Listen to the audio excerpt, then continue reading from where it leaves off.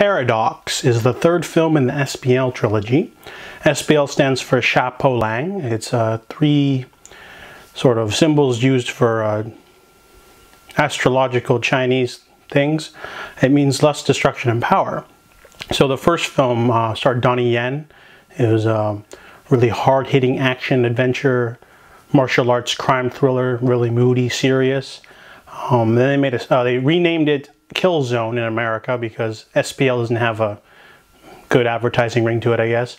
And then they made a sequel called SPL 2, A Time for Consequences, with different characters, but the same thematic themes of fate, same amount of gritty, hard-hitting action and violence. They called that one Killzone 2. But then this one would normally be called Killzone 3, but they called it Paradox for some reason.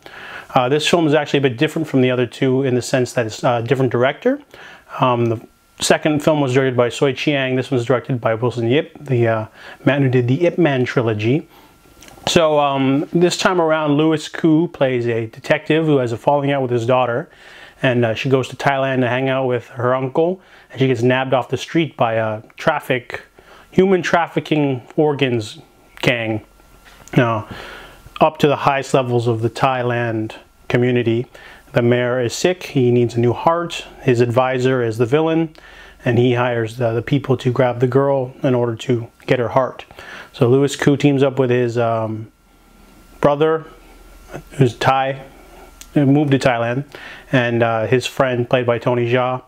This movie's got weird pacing. The first 45 minutes, nothing really happens. They set up the whole story, a little bit of action in an apartment building. Tony Jaa, he was a main character in SPL 2, but he's relegated to like a back, it's almost like a cameo. He's barely in this movie. I don't know why he's on the DVD cover. The other big thing is that Louis Koo is a bit miscast.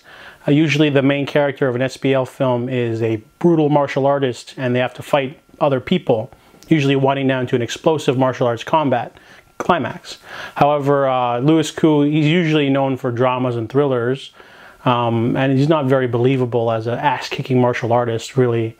There's a scene where he's got to fight a whole bunch of different guys in a factory, and it just doesn't really seem believable, really.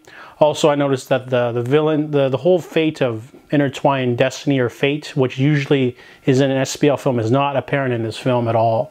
The advisor villain has no contact or any scenes with Louis Koo's character or the henchman, and then the Tony Jaa and the other guy.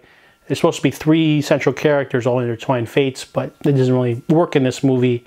It goes to like a factory climax, but then it sort of fizzles out, and then it goes into a dramatic route.